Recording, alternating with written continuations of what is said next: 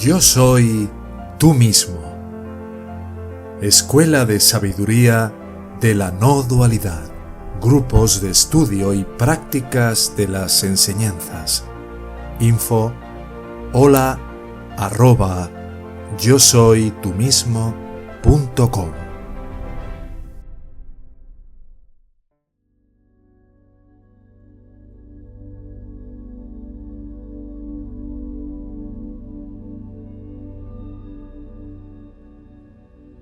A estas virtudes se las llama Sakta Samadhi, Sakta Sampati. Samadhi, Sama es quietud, Di viene de Buddhi, que es intelecto, un intelecto quieto, una mente quieta. Sakta significa 6 y Sampati son virtudes. Las 6 virtudes para lograr tener una mente completamente quieta. Son un conjunto de 6 disciplinas. Acerca de las cualidades fundamentales que todo aspirante ha de ir desarrollando en un camino como es el Advaita Vedanta.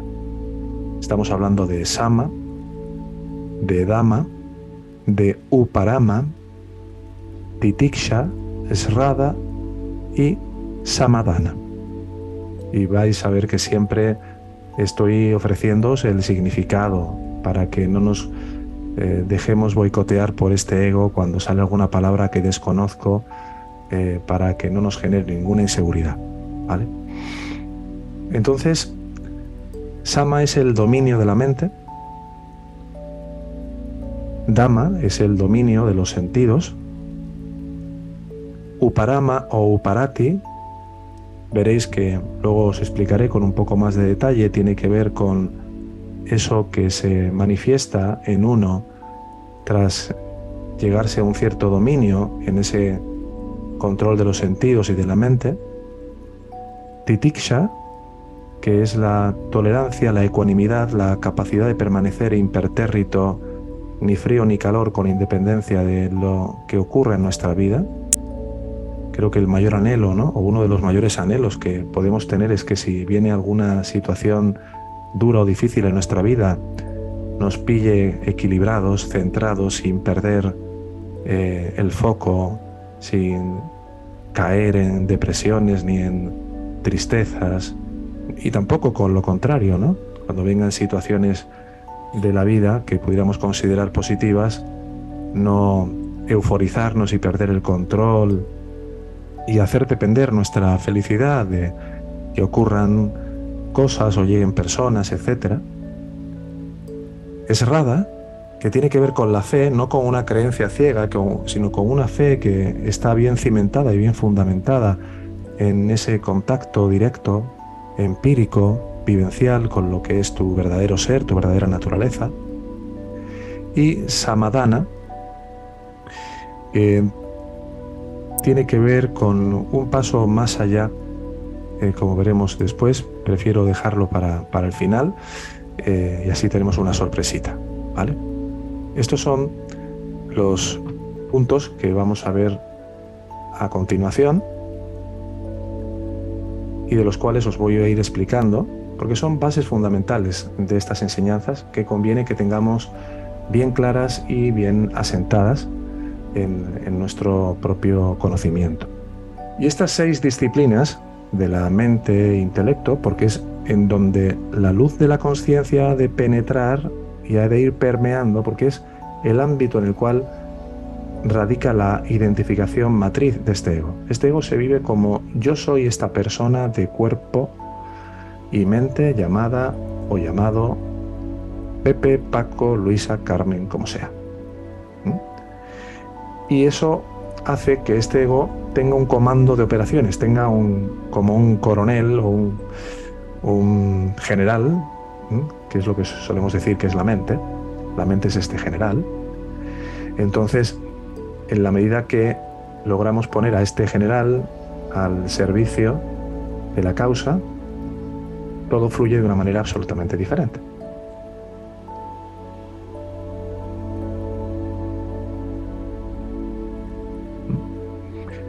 En cuanto a Sama, que es el dominio de la mente, Estamos hablando de que hay una sensación de que uno puede elegir y de que uno puede decidir, ¿vale? Vamos a partir de ahí, para no mezclar niveles, lo cual es tremendamente peligroso, porque a este ego le encanta saltarse todos los niveles que no ha trascendido para colocarse ya ahí, como si ya realmente hubiera dejado de sentir esa sensación de que puede elegir o de que tiene la capacidad de decidir, etc. Entonces, lo primero es entender de que hay una voluntad que, aunque parece ser individual, la gracia, lo que es la Shakti, que es el poder dinámico de la gracia, del ser, opera en ese nivel y nos lleva a un control voluntario de la mente.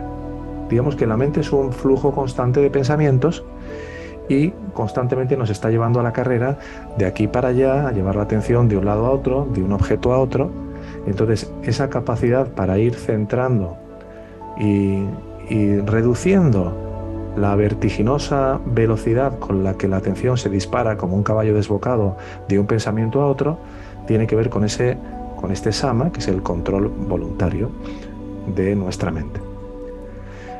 Shankara, que fue, como ya sabéis, en el Advaita tradicional, el precursor y además al cual Ramana Maharshi y el propio Robert constantemente invocaban como una referencia absolutamente válida, definía sama como ese dominio de la mente mediante el cual uno inicia el giro hacia lo que realmente uno es.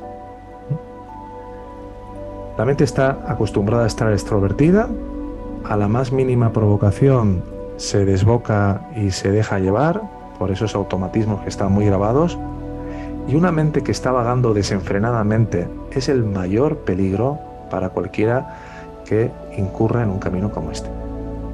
Para cualquiera que quiera dirigir su atención hacia el ser, una mente que no esté entrenada es peligroso. ¿Por qué? Porque uno puede decir, bueno, sí, no, yo soy el ser y me atiendo y me giro y no sé qué, pero luego termina el satsang, te vas a la calle, te metes en el supermercado, te llama tu hermana con la que tienes un problema, te llama ese vecino con el que tuviste un conflicto al que le debes dinero o no sé qué, y tu mente empieza a correr despavorida de un lado a otro. Y luego te pones el vídeo o vienes al satsang y dices, no, todo eso era una ilusión, no, perdóname, estuviste como un kamikaze detrás de culpar, de juzgar, de todas esas cosas. Y entonces una mente salvaje e inquieta requiere de sama.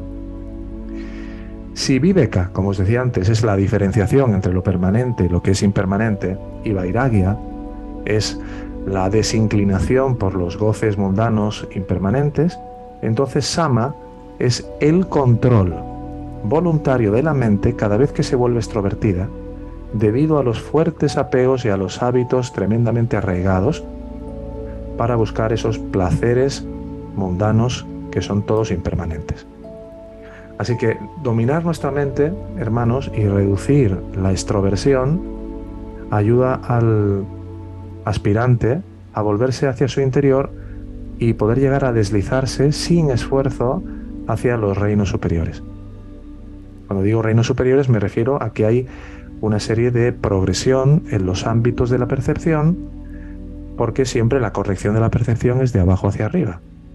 Así que cuando se controla la fuerza combinada de la voluntad y la comprensión se sublima completamente, entonces uno ya tiene un dominio de la mente, lo cual a muchos yogis les llevó a quedarse simplemente en lo que se conoce como el nirvikalpa samadhi, que es un estado de quietud donde la mente está en laya, que es una quietud donde no pasa nada, puede incluso estar durante vidas, durante años. Un yogi puede quedarse ahí clavado y morir el cuerpo a los 80 años y se sentó allí a los 50, pero no haber trascendido, porque una mente quieta no es suficiente.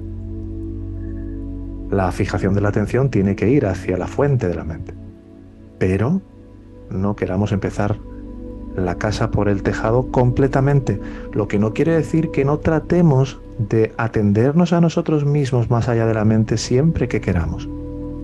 No que podamos, que queramos, porque cuando decimos que no podemos es que realmente queremos más atender todo lo que esta mente nos ofrece y nos propone constantemente.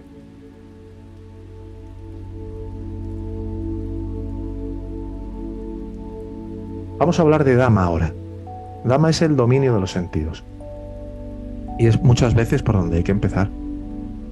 Recuerdo perfectamente cuando le decía a mi primer maestro que a veces al bajar con el lama que me acompañaba a por fruta y a llevar también algunas piezas de comida a mendigos, a veces se cruzaba alguna jovencita bella en mi encuentro al bajar del monasterio y no podía evitar que se me fueran los ojillos, como creo que es normal a cualquier joven, ¿no? Y más a esas edades donde están las hormonas disparadas.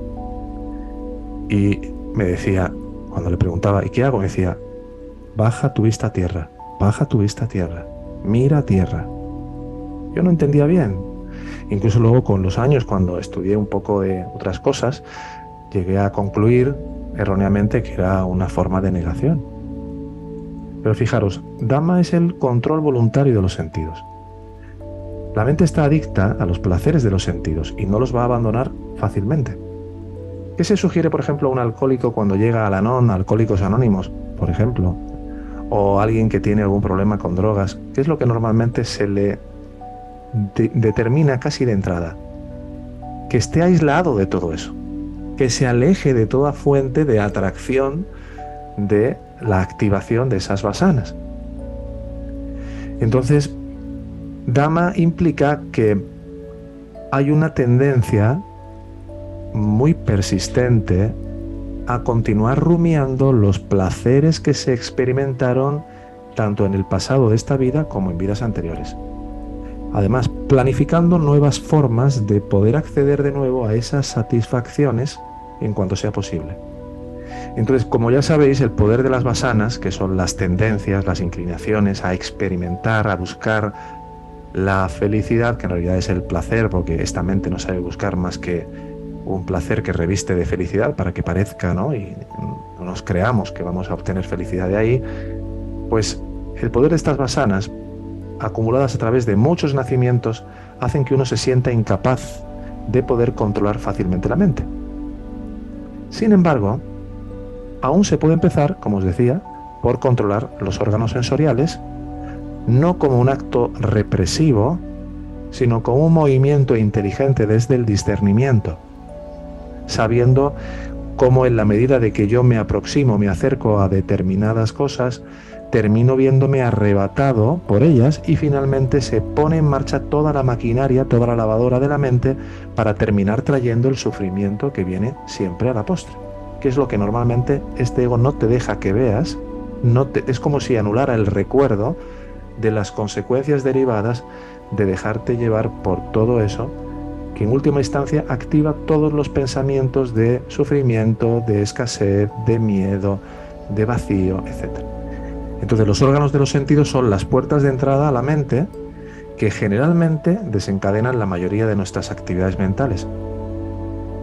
Y por lo tanto, controlarlas es un comienzo eficaz, diría más bien contener, restringir, es un comienzo eficaz para llegar al control de la mente de Sama.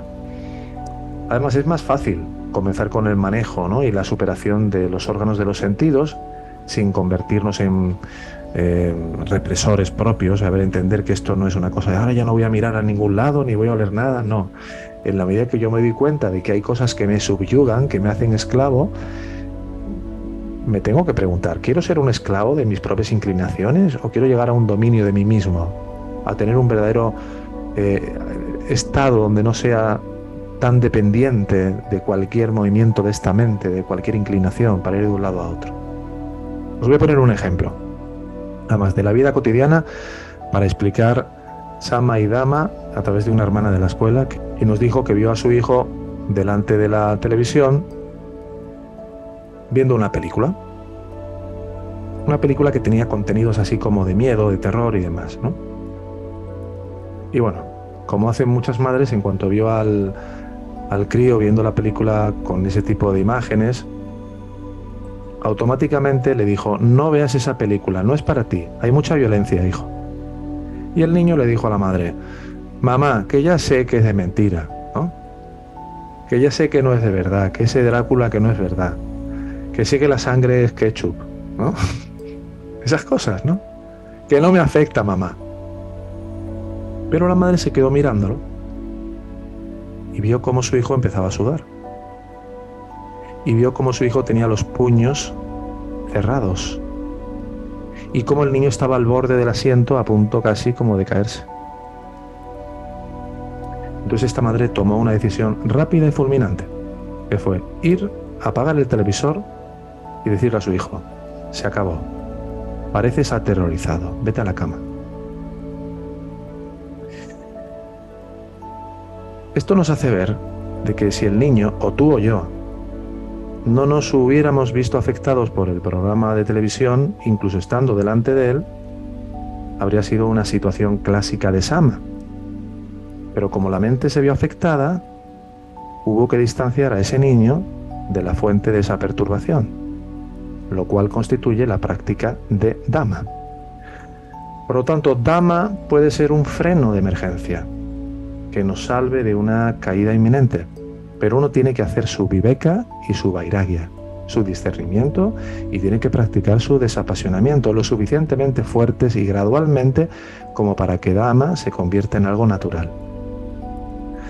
Porque si no, de lo contrario, el continuo control forzado, que es a lo que me refería antes, de los sentidos, va a generar una sensación de supresión de la mente en lugar de una sublimación natural y sin esfuerzo, que se puede convertir perfectamente una contención de un impulso en una represión mental.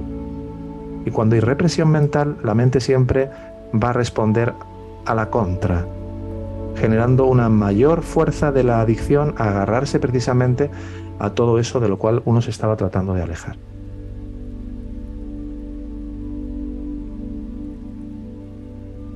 Uparati o Uparama es la retirada natural de la mente y de los sentidos, pero natural.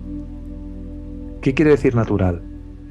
Que el esfuerzo es necesario durante una fase, durante una parte de nuestro camino. ¿Por qué es necesario? Porque, como decía antes, estamos absolutamente entregados a todo lo que esta mente ha decidido agarrarse. Entonces, inicialmente nadie puede directamente decir: me asiento aquí y me quedo en la consciencia sin que ningún pensamiento me atrape y me lleve hacia afuera. Lo estáis viendo muchos de vosotros. Y a veces nos decís: es que llevo un año en la escuela y todavía mi mente no se aquieta. Claro, porque igual esto que os estoy compartiendo hoy, y que lo hemos dicho varias veces cuando hablamos de aquietar la mente, etcétera, quizá hay que tenerlo más en cuenta, ¿no? Por eso he querido traerlo para que veamos la importancia que tiene. Entonces, Uparati o Uparama es la sublimación de la mente y la reducción sin esfuerzo de los sentidos, que han dejado completamente ya de anhelar los placeres de los sentidos. Digamos que es una fase, una cualidad superior, ¿no? Ya hay una ausencia de esfuerzo y es lo característico de Uparama, y se distingue de Sama y de Dhamma, que exigen el esfuerzo o el ejercicio deliberado de la voluntad, en que ya aquí no necesitas poner nada de tu parte para no dejarte llevar por la torrija. Digamos que como aquel que se ha desenganchado del cigarrillo, ¿no? Y los que hayáis fumado alguna vez lo sabéis, durante el primer mes o los primeros meses, pues vas a una celebración o a una boda o a no sé dónde y ves a alguien fumando y te vienen los 100 diablos a pedirle un cigarrillo, a ver cómo se lo pido, cómo no se lo pido. Pero con la práctica de ese retirar la atención de ahí, de esa capacidad de contener los impulsos, poco a poco, se va llegando a Uparama, que es la condición de la mente que está en paz, sin tentaciones. Sankaracharya, en la obra Viveka Chudamani, que es una obra que estamos estudiando en el grupo de Ramana, porque aparte de las obras esenciales de Ramana, también vemos algunas obras principales del Advaita, lo llamaba Bhajya Analambani Vitem. Bhajya Analambani Vitem, que quiere decir la forma y manera de suavemente, naturalmente, deshacerse de cualquier inclinación por cualquier objeto externo. El mejor Uparati es precisamente aquella condición de las ondas de pensamiento que ya están más libres del influjo de las visaya vasanas, de las inclinaciones a experimentar, de las tendencias a buscar la felicidad fuera de nosotros mismos.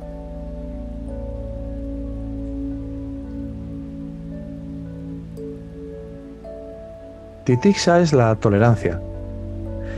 Ya sabéis que la vida es una sucesión de experiencias a través del cuerpo, de la mente, del intelecto. Constantemente estamos viviendo todo tipo de experiencias, a veces físicas, pues el calor, el frío, el dolor de cabeza, a veces experiencias emocionales de todo tipo, los pares de opuestos, ¿no?, que en sánscrito se llaman bandhas, frío-calor, alegría-tristeza, ¿no? Vienen siempre alternándose normalmente, y si veis vuestra vida es una sucesión de esas alternancias, momentos de alegría, momentos de tristeza, momentos de soledad, momentos de mucha compañía, ¿no? No paran de detenerse. Pues la capacidad de la mente y del intelecto para aceptar estos dolores y penas o insultos, los pinchazos, ¿no?, que a veces nos da la vida, sin preocuparnos demasiado, manteniendo ese tono que a veces vemos en algunos ancianos de los pueblos que dice suerte, mala suerte, ¿no?, como el cuento zen ¿no? Pues eso es titiksha. Existencia en la imperturbabilidad, en la ecuanimidad de cualquier oscilación de opuestos. La capacidad de permanecer en quietud, en calma. Si viene alguien y te dice que te ha tocado la lotería, dices, ah, bien. Si viene alguien y te dice, se ha muerto tu perro, bueno, ley de vida. Eso no es volverse insensible. Eso es volverse fuerte. Uno puede estar triste porque se ha muerto un familiar querido y uno lo echa de menos. Hasta cierto punto, hasta a nivel ñani es natural, ¿eh? Pero puedes estar totalmente decaído y tirado por el suelo, lamentándote y llorando. Bueno, lo habéis visto en algunos entierros, ¿verdad? Gente que empieza a llorar, a gritar, a pegar gritos. Bueno, se ha muerto un familiar, y otras personas que tienen una entereza, ¿verdad? Una entereza.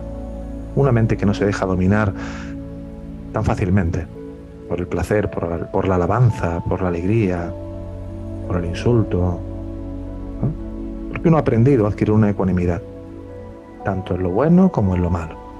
Entonces, cuando un intelecto está plenamente convencido de estas enseñanzas, porque el convencimiento va llegando a base de la experiencia, de la práctica, de ir integrando poquito a poco y de ir practicando todo lo que vamos viendo en las clases, y va viendo la sacralidad de hacer de la meta el camino, que es tratar de estar en uno mismo, en tanto que uno pueda.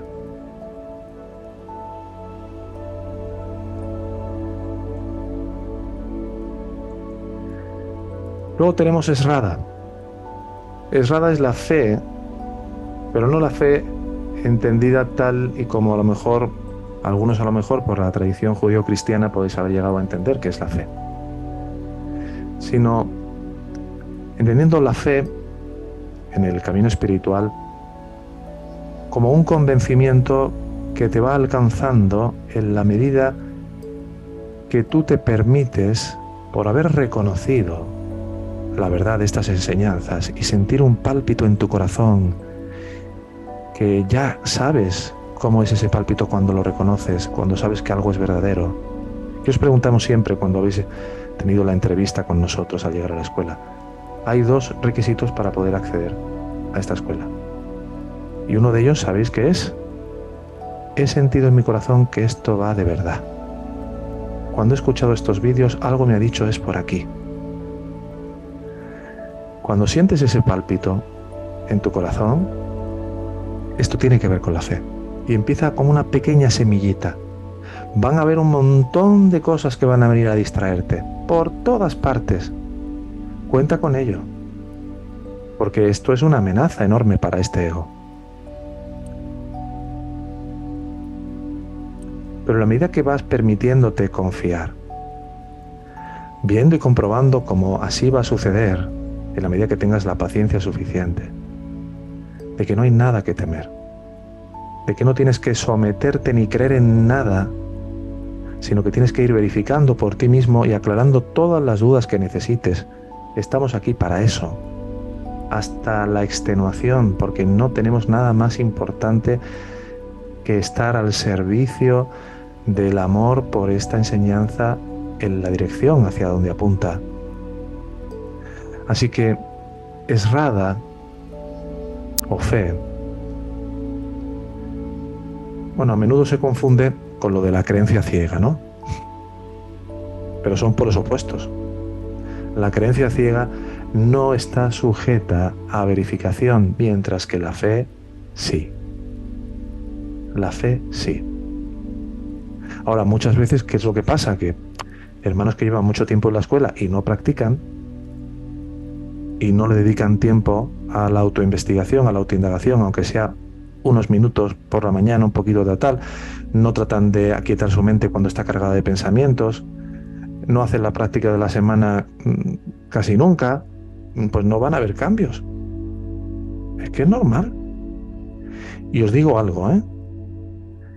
En el 99% de los casos, por no decir el 100%, de aquellos hermanos que nos han comentado después de llevar un tiempo en la escuela, que no notan una mayor quietud mental o un mayor centramiento, no que las cosas en su vida se hayan vuelto del derecho todas y que hayan encontrado a la novia de sus sueños, no, este camino no va de venderte el humo de que tu vida va a mejorar. Robert lo dice constantemente.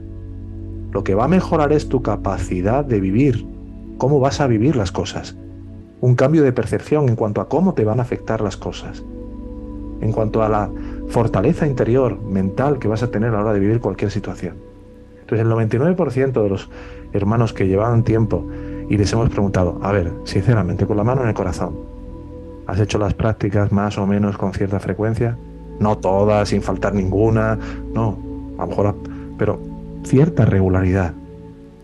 Ha habido cierta regularidad en dedicar tiempo a estar en silencio, a escuchar la clase, a asistir a la clase, a vivir esto con la mejor disposición. Y en el 99,9% de los casos nos han dicho, pues la verdad es que no. Entonces, ¿qué quieres? Entonces, no puedes esperar nada. Hasta el punto de que en una crisis la creencia ciega a menudo se hace añicos, pero la fe se fortalece. La fe se fortalece. En la creencia ciega uno simplemente pues cree fanáticamente. No hay ni rima ni razón para la creencia. Pero la fe es la confianza que se basa en los cimientos de la comprensión que llega por la experiencia directa de atenderte a ti mismo, por el entendimiento y el calado que va haciendo en tu corazón, el que la enseñanza se va cada vez fortaleciendo en ti y vas sintiendo una especie de alegría por estar aquí en satsang. Así que en Vedanta, Esrada o fe es visualizar claramente el potencial de la verdad en las palabras del gurú. El gurú sabemos que es el ser de nuestro corazón, pero que puede adoptar una forma externa temporalmente. Ramana, Robert. Sankara definía a Esrada como la fe, que es la confianza en las palabras del gurú y del Vedanta. Aunque desde el punto de vista de Robert y de Ramana lo ampliaría diciendo que es fundamentalmente, además de eso, pero fundamentalmente la certidumbre o la certeza que va amaneciendo en ti en la medida que vas reconociendo quién eres a través de aquietarte y sumergirte en tu verdadera naturaleza. De ahí es donde vienen todas las virtudes.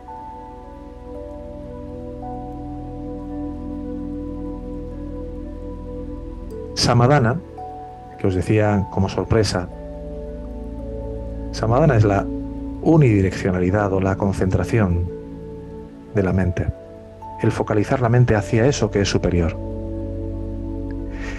y que no requiere de todo lo anterior para poder empezar a practicarse, aunque sí es verdad de que en la medida que uno tiene un nivel de centramiento, un nivel de tolerancia, un nivel de control de los sentidos, etcétera, etcétera, automáticamente tu atención es como un rayo láser con una capacidad de penetrar profundamente los muros y las paredes de tu ego para llevarte muy profundamente dentro de ti.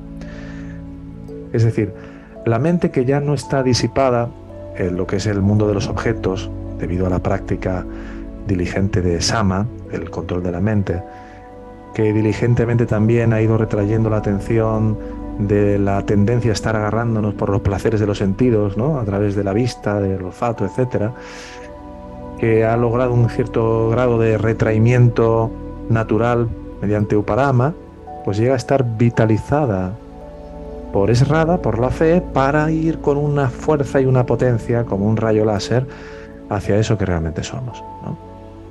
Así que no hay éxito sin concentración. Y esto me recuerda a una anécdota en una ocasión que Vivekananda, un maestro del Vedanta, fue en una ocasión, no recuerdo dónde, en Estados Unidos, iba a dar una conferencia y había alrededor suya una serie de estudiantes que estaban jugando a tirar con una especie como de tirachinas, o no sé exactamente qué artilugio era. Tiraban unas cáscaras de huevo que estaban flotando en un estanque, las habían colocado y hacían como una especie de competición, ¿no? Y entonces le dijeron, cuando lo vieron llegar por allí, mira, este es el profesor que viene a dar la conferencia, a ver si usted es capaz de acertar le dieron 10 piedras, ¿no? O 10 piedrecitas, a ver cuántas cáscaras de huevo es capaz usted de romper, ¿no? Y empezó, pum, pum, pum, 10 de 10. ¿Por qué 10 de 10? Porque había desarrollado samadhana, una concentración que es como un rayo láser y que es en la vida espiritual fundamental. Desarrollar esa capacidad intensa de focalización para, igual que cuando algo nos ha interesado mucho de pequeños y miramos ese chocolate ahí y nadie nos quita la mirada ahí, aprender poco a poco a lograr esa focalización y esa autoatención que decimos siempre. Todas estas virtudes de las que estamos hablando hoy, como más se desarrollan es a través de la autoinvestigación, pero claro, si pudierais aquietaros ahí y permanecer durante horas, pues tendríais resultados rápidos, pero como todo camino verdadero no es de resultados rápidos, por eso decimos siempre, es un camino de vida. Cuidado con estar con la agenda de expectativas aquí y ver que si dentro de no sé cuántos meses no ha cambiado mucho, entonces es que me he equivocado de camino. No. Esto requiere su maduración, pero claro, también de tu parte tienes que poner lo que tienes que poner.